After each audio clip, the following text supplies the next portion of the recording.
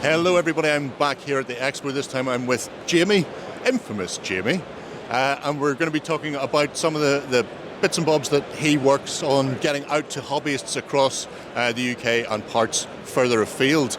So the first thing we're going to be talking about is a spectacular new paint range. Yeah, we're going to be talking about Ionic, which is our new release specifically for tabletop gamers, figure painters, war gamers, the crowd that are here today, basically. Yeah. They're our new acrylic formulation. It's completely exclusive to us. Some of the benefits are they're very saturated, they mix well, and they're very consistent.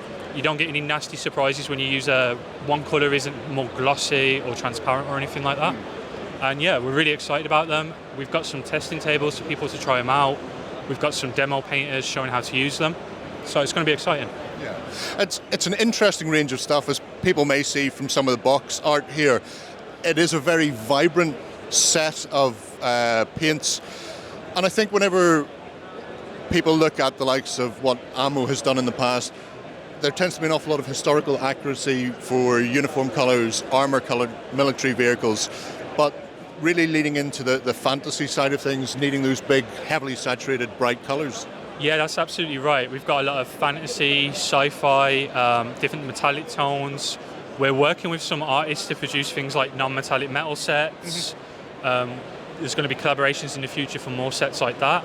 You can use them on historical, and we are going to do some historical sets in the future, probably with Ruben Torregrosa from Heresy Brush, because the formulation it's really good for both brush painting and airbrushing, which makes it perfect for painting your infantry with Ionic, and then you might use our airbrush paints in the atom range to do your tanks, for example.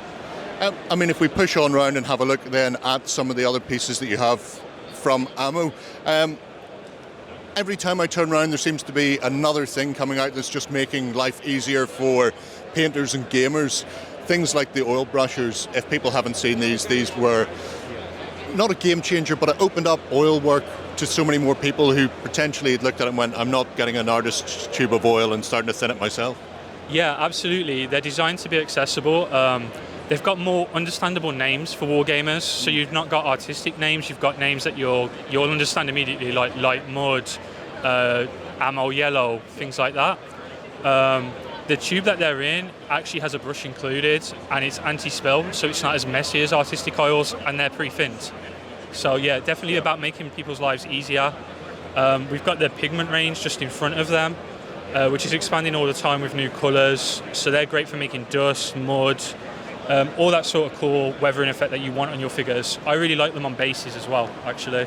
Yeah, I mean, pigments are an absolute gift to anybody doing any sort of weathering or basing work, just being able to tie the figures together. I know in the past there have been artwork books as well, sort of out there to show people how to use some of the products. With such a comprehensive range that they're doing these days, and the likes of Ruben coming on board, if people haven't seen Heresy Brush, they really should check out his work. It's stunning. Are there more things like that coming down the pipeline? Yeah, definitely. There's going to be more books. We have free PDFs on our website as well, which give you overviews of the range, but also specific step-by-steps. We have got our own YouTube channel, if I'm allowed to say it, yes. Where we have painting tutorials of models from start to finish, but also more specific ones like how do you use an enamel wash, which we've got over there, how do you use streaking effects, what's the benefit of certain shaped brushes, all those sort of things to help you out, because with a big range, like you say, we want to make it easy for you to choose what you need for your projects on the table. If people are coming here today, where can they find you? We are on the Element Game stand, and I've forgotten the number, but we're in Hall 3.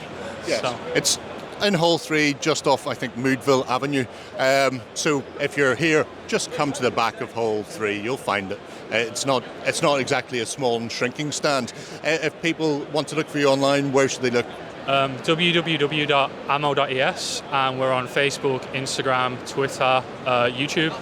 And if you come today, we're actually doing this thing where you can try out the paints over here, and you can paint a model and you can take the model home with you. So the best way to find out if you like them. It's an excellent way of doing it. I will be playing around with the paints at some point in the future myself, so stay tuned for that.